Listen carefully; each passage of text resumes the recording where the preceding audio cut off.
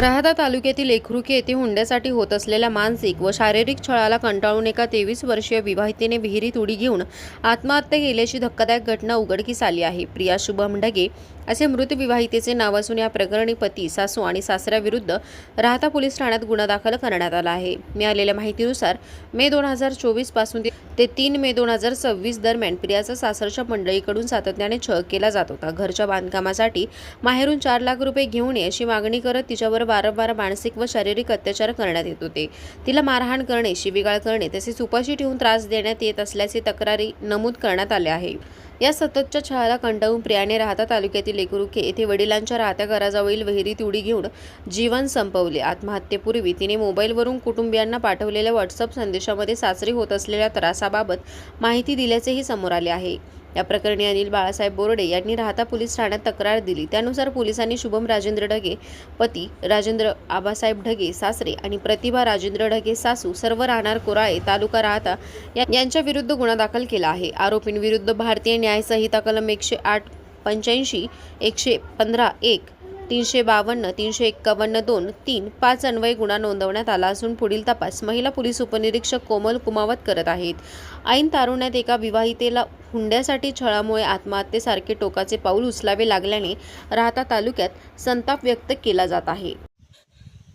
प्रिया ही माझी पुतणी आहे आणि आम्ही तिचं लग्न 17/2/2022 रोजी राहाता येथे गोलकमंगल कार्यालयामध्ये करून दिलेलं होतं। पण तो काळ नेमका कोरोना असल्यामुळे ना कमी माणसांमध्ये लग्न करून दिलं आम्ही हे।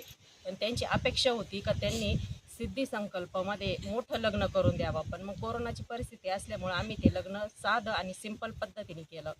लग्नावरून त्यांनी नंतर तिला त्रास द्यायला सुरुवात केली। तुझ्या घरच्यांनी लग्न व्यवस्थित करून दिलं नाही, आमचे कोणत्याच अपेक्षा पूर्ण केलेल्या नाही आहे। त्यानंतर त्यांनी तिला पैशाची पण मागणी करत होते, त्यासाठी तिला शारीरिक पण छळ करायचे तिचा। आणि तिचे मिस्टर हे नाशिकला होते बँकेमध्ये, पण मग तिकडं ते दारू पिऊन पण तिला आहे ना मारायचे, रात्रीचा पण त्रास द्यायचे तिला। तिथं कुणीच नसताना, दोघंच असताना तिच्यावर खूप मानसिक पण छळ करायचे तिचा। आणि तिला इथून निघून जाय, तिची मुलगी आहे श्रेया 2.5 वर्षाची, ती पण त्यांनी तिच्याकडून हिसकावून घेतली आणि तिला ती दिलीच नाही।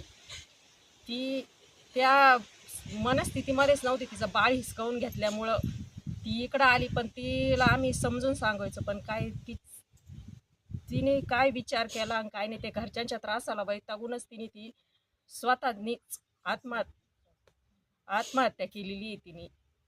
तिची सासू आणि सासरे तिला इकडं पण खूप त्रास द्यायचे, तिकडं पण तिच्या नवऱ्याला काही ना काही सांगायचे फोनवर, तिला त्रास द्यायची। ती सासू जास्त त्रास द्यायची तिला आणि नवऱ्याला पण सांगायची का तिला नांदवायचं नाही आहे म्हणून, तिला त्यांच्या घरी नेऊन घाल आणि तिची जी मुलगी आहे ना ती आपल्या इथं ठेवून घे। त्यांनी तिची मुलगी पण तिला शेवटपर्यंत दिलीच नाही आणि इथं त्यांनीच केली। आणि ते कशाची चोरी झालेली होती? सोन्याची चोरी केली, सासूची पोत आणि आमच्या पोरीची पोत। आणि भरपूर सोनं असताना फक्त त्याच 2 पोती गेल्या, बाकीचं सोनं सगळं आहे तिथंच राहिलं। आणि तिला म्हणायचे इनाच घेतली, फक्त ते म्हणायचे काय का गेलं गेलं गेलं। आम्ही दोघं जण, आम्हाला माहीत झाल्यानंतर आम्ही दोघं तिथं गेलो। आम्ही म्हणलो, तिचे नाना म्हणले का पोलीस कंप्लेंट करू, तर म्हणे नाही नाही नाही करायची म्हणे, आपण इथं पाहू तिथं पाहू। असे ब्राह्मण गुरु परत असे थोडक्यात विचारायचे ते का कुठं असन काय असन, तर ते तिथं त्यांच्या तिकडले सांगायचे का घरातच आहे घरातच आहे घरातच आहे। आणि मग बाकीचं मग तिथून आल्यानंतर चर्चा व्हायची तिथं। मग आम्हाला वाटलं आमच्या पोरीवर शंका घेऊ राहिले, तर शंका घेऊ राहिले तर मी गेले, म्हणलं बाले तू घेतलं का, तर बाली म्हणे हाय काके काय बोलती तू, मी कसं काय माझ्या घरातली चोरी करीन। आणि मग ती मला बोलल्यानंतर मग मी यांना सांगितलं, तिनं पण नाही घेतलेलं। आणि मग घेतलं का कोणी घेतलं हे सोनं, कोणी चोरलं। मग आम्हाला नंतर हळूहळू शंका यायला लागली, हे कंप्लेंट करीना, घरात काही असं रिक्स घेईना कशाची। आणि मग आम्ही लगेच शंका खाल्ली की हे सोनं तिच्या सासूनीच चोरलेलं आहे।